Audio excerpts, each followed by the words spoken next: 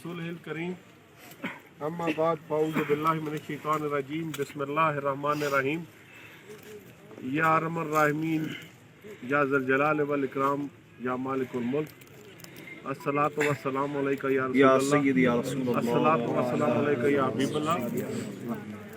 आज हम सब अपने इन बुज़ुर्ग अफसर खान साहब को उस सफ़र आखिरत पे रवाना करने के लिए इकट्ठा हुए हैं कि जिस पे हर ज़ीरू ने जाना है, मैंने और आपने जाना है।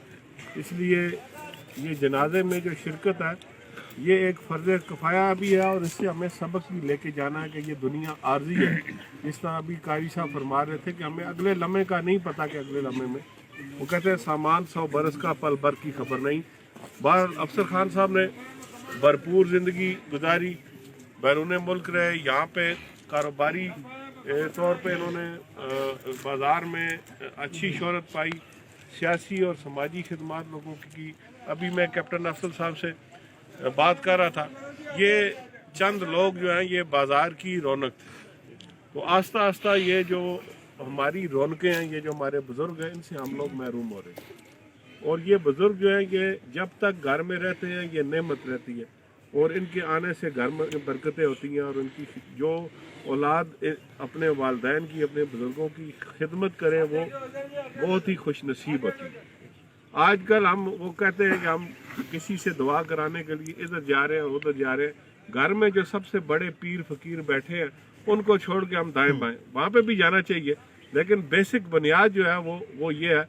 तो वालिदैन की खिदमत जो है वो जिसको भी नसीब हो, वो इससे बड़ी चीज़ जो है वो कोई नहीं है। नमाज 5 वक्त की पढ़ना ये आपका और अल्लाह ताला का मामला है, जो पढ़ता है वो अल्लाह ताला के साथ मामला है। लेकिन ये ऐसे मामलात हैं कि जिससे असल इंसान की दुनिया और आखिरत जो है वो बदलती है। मैं लंबी गुफ्तगू नहीं करूँगा, यहाँ पे मेरे भाई, मेरे साथी जनाब चौधरी अब्दुल रशीद साहब भी यहाँ पे मौजूद हैं, उन्होंने भी गुफ्तगू करनी होगी।